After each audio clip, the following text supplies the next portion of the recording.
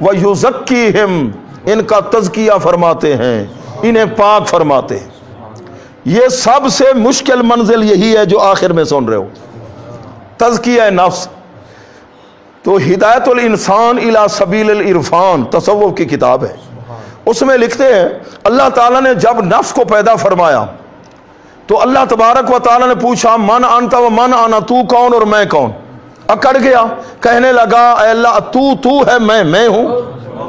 1000 سال تک اللہ تعالیٰ نے جہنم کے اندر عذاب کے اندر اسے مبتلا فرمایا۔ پھر اللہ نے پوچھا تو کون میں کون؟ کہنے لگا تو ہے اور میں ہوں، پھر بھی اکڑ گیا۔ پھر اللہ تبارک و تعالیٰ نے ٹھنڈک والا عذاب جو جہنم میں ہے 1000 سال تک اس کو مبتلا رکھا عذاب میں، نکال کے پوچھا تو کون اور میں کون؟ کہنے لگا تو ہے، میں ہوں۔ تیسری بار 1000 سال تک بھوک اور پیاس میں مبتلا رکھا، بھوکا اور پیاسا۔ جب بھوک اور پیاس آئی اب ہو گیا کمزور، اللہ نے پوچھا تو کون اور میں کون؟ کہنے لگا تو خالق میں مخلوق۔ یہ رمضان شریف ہی آ رہا ہے نا جی، تو خالق میں۔ اللہ نے اٹھا کے وہ بندے کے اندر رکھ دیا، عورت ہے مرد ہے۔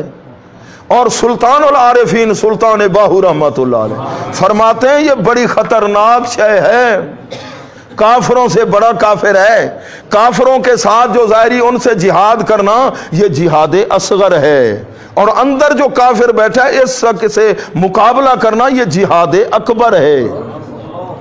سلطان العارفین تو فرماتے ہیں اس کے 12,000 منہ ہیں، کبھی کوئی رخ ہے کبھی کوئی رخ ہے، اور مختلف اس کے مکر ہیں نفس امارہ کے، اور یہ آپ زیادہ عبادت شروع کر دیں یہ منہ بند نہیں ہوتے، کامل مرشد کی ضرورت پڑتی ہے، کچھ عبادت کے ذریعے کچھ علم کے ذریعے، زیادہ جو ہوتے ہیں شیخ کی توجہ کے ذریعے۔ اور ایک جس وقت جو ہے نا جی ایک پردہ ہٹے گا تو پھر کیفیت اور ہوگی۔ 1,80,000 حجاب ہیں بندے اور رب کے درمیان، جو رکاوٹیں کتنی؟ 1,80,000۔ تو یہ پردے یہ حجاب ایسے نہیں ہٹتے جب تک کہ کامل کی خوب توجہ نہ ہو، آہستہ آہستہ، ورنہ ایک مکر سے پھر دوسرا مکر، پھر کسی اور رنگ میں۔ جس وقت کسی مولوی صاحب کو گمراہ کرنا ہو تو نفس کا طریقہ اور ہوتا ہے، پیر کو گمراہ کرنا ہو تو، سیاسی بندے کو گمراہ کرنا ہو، عام آدمی کو گمراہ کرنا ہو، مختلف اس نفس کے طریقے ہیں۔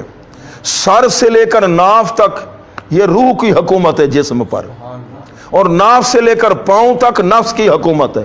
آپ دیکھتے ہیں کہ بارڈر پر کیا ہوتا ہے، نوک جھوک لڑائی ہوتی ہے نا، فائرنگ ادھر سے، کبھی جوابی کاروائی ہوتی ہے نا۔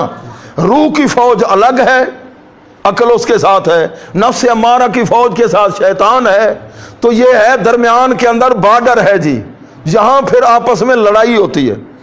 ادھر سے آپ نے تہجد شروع کر دی، قرآن کی تلاوت، لا الہ الا اللہ کا ذکر، مرشد کامل کی توجہ نصیب ہوئی، تو پھر کیا ہوا؟ نفس ہمارا کمزور، روح کو طاقت ملی، روح کی فوج نے کچھ ایریے پر قبضہ کر لیا۔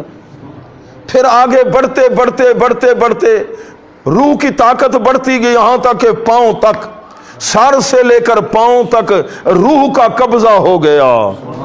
اب جدھر دیکھے گا آنکھ میں حیا، بولے گا تو بولنے کا سلیقہ ہوگا، سوچ بھی بڑی نورانی ہوگی، سجدے کے اندر حلاوت آئے گی، قرآن کی تلاوت کرے گا۔